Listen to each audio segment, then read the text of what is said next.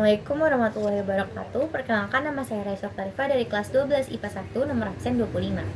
Di sini saya akan menjelaskan materi masa demokrasi terpimpin atau Orde Lama pada tahun 1959 sampai dengan 1965.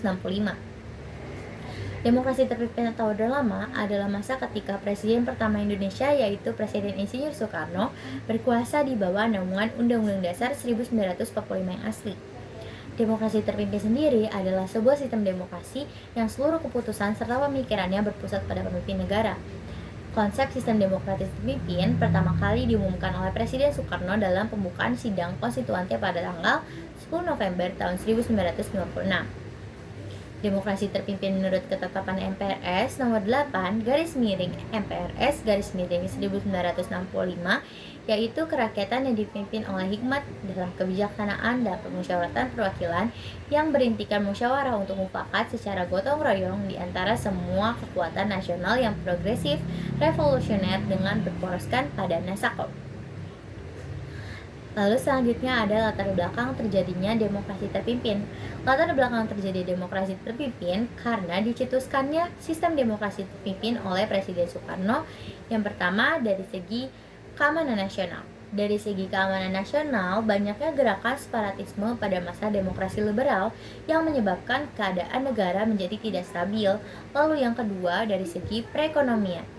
Dari segi perekonomian, sering terjadinya pergantian kabinet pada masa demokrasi liberal menyebabkan program-program yang dirancang oleh kabinet tidak dapat dijalankan secara utuh sehingga pembangunan ekonominya menjadi tersendat. Lalu yang ketiga, dari segi politik. Dari segi politik, konstituante gagal dalam menyusun undang-undang baru untuk menggantikan Undang-Undang Dasar sementara tahun 1950. Masa demokrasi terpimpin yang dicetuskan oleh Presiden Soekarno diawali oleh anjuran Soekarno agar undang-undang yang digunakan untuk menggantikan Undang-Undang Dasar sementara tahun 1950 adalah Undang-Undang Dasar 1945.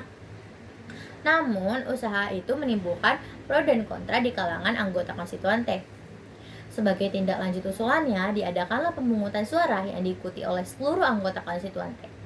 Pemungutan suara ini dilakukan pada tanggal 30 Mei, 1 Juni, dan 2 Juni tahun 1959 dalam rangka mengatasi konflik yang timbul dari pro dan kontra akan usulan Presiden Soekarno tersebut. Hari pemungutan suara pertama menunjukkan bahwa 269 orang setuju untuk kembali ke Undang-Undang Dasar 1945 dan 119 orang menolak untuk kembali ke Undang-Undang Dasar 1945. Meskipun suara terbanyak menyetujui opsi kembali ke Undang-Undang Dasar 1945, suara tersebut belumlah mencapai 2/3 dari bagian jumlah suara, yaitu 312 suara. Sehingga pemungutan suara harus diulang. Pemilihan di hari kedua menunjukkan bahwa 264 orang setuju dan 204 orang menolak. Adapun pemilihan di hari ketiga menunjukkan bahwa 263 orang setuju dan 203 orang menolak. Melihat dari hasil voting, usulan untuk kembali ke Undang-Undang Dasar 1945 tidak dapat direalisasikan. Hal ini disebabkan oleh jumlah anggota konstituante yang menyetujui usulan tersebut tidaklah mencapai 2/3 bagian, seperti yang telah ditetapkan pada pasal 137 Undang-Undang Dasar sementara tahun 1950. Bertolak dari hal tersebut, Presiden Soekarno mengeluarkan sebuah dekret yang disebut Dekret Presiden 5 Juli 1959. Isi dekret presiden tersebut yang pertama adalah tidak berlakunya kembali Undang-Undang Dasar 1950, yang kedua, berlakunya kembali Undang-Undang Dasar 1945, yang ketiga, dibubarkannya Dewan Konstituante, dan yang keempat, pembentukan MPRS dan DPAS. Setelah diberlakukannya dekret presiden, keterlibatan militer dan politik dan lembaga politik yang meluas. Pada tanggal 10 Juli tahun 1959, Soekarno mengumumkan kabinet kerja. Sepertiganya menteri berasal dari militer. Selanjutnya ada peran PKI pada masa demokrasi terpimpin. Partai Komunis Indonesia atau PKI menyambut demokrasi terpimpin. Soekarno dengan sangat hangat dan anggapan bahwa Soekarno mempunyai mandat untuk mengakomodasikan persekutuan konsepsi yang sedang marak di Indonesia kala itu, yaitu antara ideologi nasionalisme, agama, dan komunis yang dinamakan Nasakop. Pada 10 Desember tahun 1961, Soekarno mengumumkan Tri Komando Rakyat. Soekarno kemudian membentuk Komando Mandala Pembebasan Irian Barat yang dipimpin oleh Soeharto.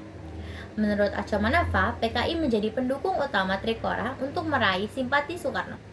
PKI juga mendukung penekanan terhadap perlawanan penduduk adat yang tidak menghendaki integrasi dengan Indonesia. Presiden Soekarno kemudian menunjuk Den Aidit dan Nyato dari PKI sebagai anggota Front Nasional untuk memperjuangkan Irian Barat. Selanjutnya ada keterlibatan Amerika Serikat. Keterlibatan Amerika Serikat di era demokrasi terpimpin antara tahun 1959 dan tahun 1965. Amerika Serikat memberikan 64 juta dolar dalam bentuk bantuan militer untuk jenderal-jenderal militer Indonesia.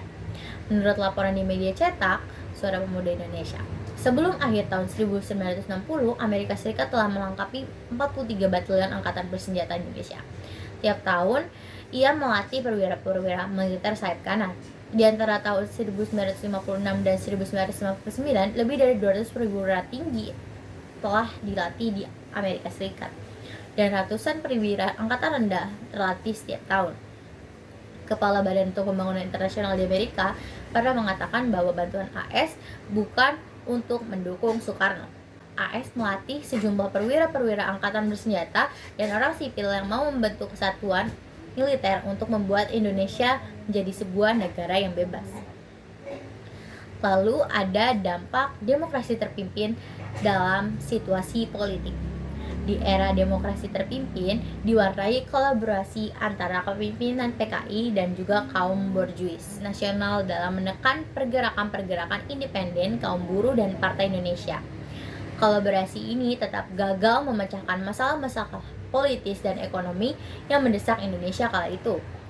Pendapatan ekspor Indonesia menurun, cadangan devisa menurun, inflasi kian naik, dan korupsi kaum birokrat dan militer menjadi wabah, sehingga situasi politik Indonesia menjadi sangat labil dan memicu banyaknya demonstrasi di seluruh Indonesia, terutama dari kalangan buruh, petani, dan mahasiswa. Lalu yang terakhir adalah berakhirnya masa demokrasi terpimpin. Berakhirnya masa demokrasi terpimpin terjadi pada tanggal 30 September hingga 1 Oktober dini hari. Pada masa itu terjadilah penculikan dan pembunuhan perwira angkatan darat termasuk 7 jenderal.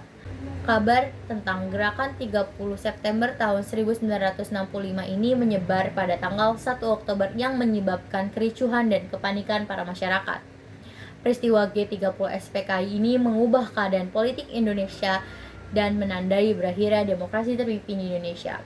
Dengan demikian, faktor yang menjadi penyebab keruntuhan demokrasi terpimpin yaitu adanya kekacauan besar yang diakibatkan oleh G30 SPKI, krisis ekonomi nasional, tingginya tingkat inflasi, penyimpangan terhadap konstitusi yang dilakukan Soekarno, dan kegagalan Soekarno dalam bidang politik dan ekonomi.